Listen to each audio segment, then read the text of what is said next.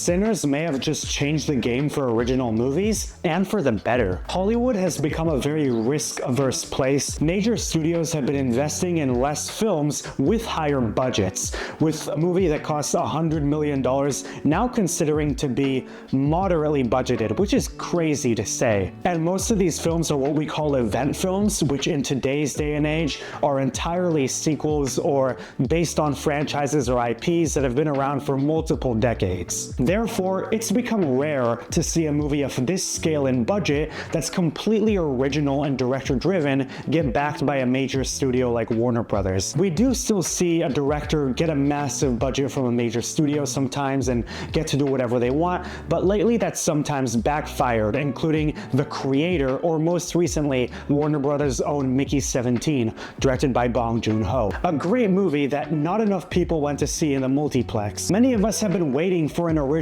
movie like Sinners to come in and become a massive hit. Today I'm going to break down why Sinners was a success and what that means for the future of the industry to come. Ryan Coogler has built up quite the reputation as a singular filmmaker who's already been given lots of creative control in Hollywood. He first broke onto the scene with Fruitvale Station, and since then every film he's made has starred Michael B. Jordan in some capacity. He reinvented the Rocky franchise with Creed, which for many is one of the most beloved sequels of the last 10 years. He also made a huge cultural impact with Black Panther, which not only changed the game for Marvel, but for the industry as a whole. Both Black Panther films show that he was a director bringing his own singular style into an existing world, and now he basically has the creative power to go and do whatever he wants. And that he did. With Sinners, Warner Brothers allowed him to create his own idea, work with a budget around $90 to $100 million, and have first dollar gross on the film,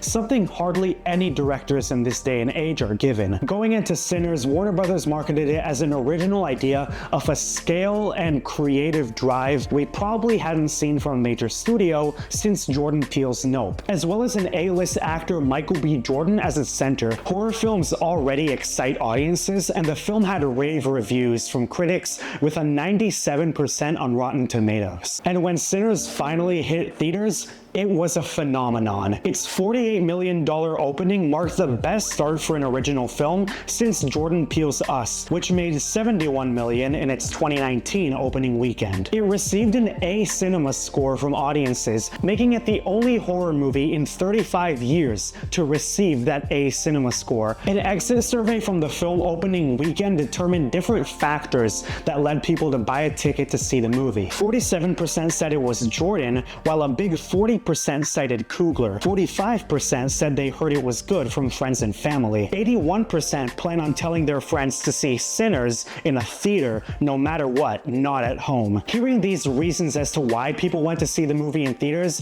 makes me really interested, especially because it proves that positive word of mouth for a great movie manages to break out, and that ordinary moviegoers want to see something beyond just Minecraft or Marvel. They want to see a great film on the big screen. Another reason, which doesn't surprise me, is people wanting to see Michael B. Jordan on the big screen, but what made me think even more was many people citing Ryan Coogler as one of the reasons they wanted to see the film. Many ordinary moviegoers don't really think about the director while they're watching the movie, they're more thinking about what they're seeing on screen, including an A-list actor like Michael B. Jordan. But there are exceptions to this rule, what I think of as the A-list director, a filmmaker who has had a consistent track record at the box office and therefore gets lots of creative freedom from big studios. Names like Christopher Nolan, Quentin Tarantino, and Jordan Peele, whose name alone manages to sell tickets or turn a film into an event. So this goes to show that Ryan Coogler now has that reputation that can excite not just the industry, but moviegoers, even when separated from IPs like Marvel or Rocky. Much of the movie's marketing wasn't just focused on Ryan Coogler being the visionary behind the film,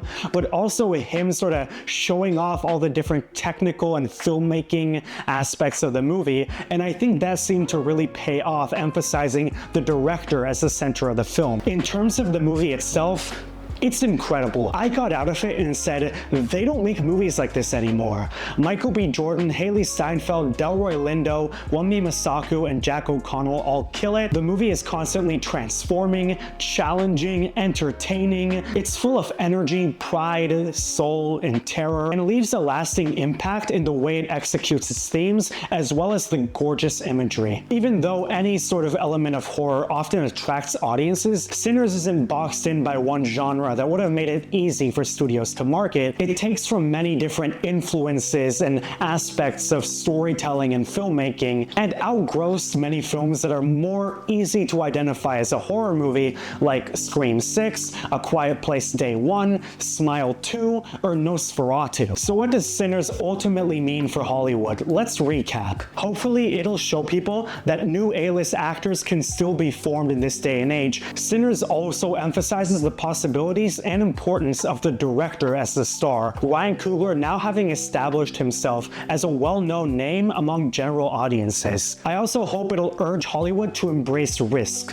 whether it's balancing new genres together and continuing to utilize casts led by actors of color in major films. And last but not least, Sinners is also an important push in the fight for directors to shoot on film. New IMAX 70mm technology was invented on the cameras used in Sinners, not too dissimilar to the cameras that Christopher Nolan will be using to shoot the entirety of the Odyssey, which will make it the first movie to be shot entirely on IMAX film cameras. Hopefully I don't still have to tell you this, Sinners is incredible. It's full of pride, joy, heart, soul, suspense, and terror. It'll make you cheer, laugh, and scream, and also marvel at the technical aspects of the movie, much of it thanks to Ryan Coogler's direction, the cinematography, and the score. It's got a wonderful cast and characters, and has an incredibly satisfying delivery of its themes that'll make you think back and want to watch it again ASAP. A movie like Sinners is exactly what the theaters are made for, and it's meant to be seen on a big screen with a crowd. I'm so glad Sinners is getting the immense success it deserves,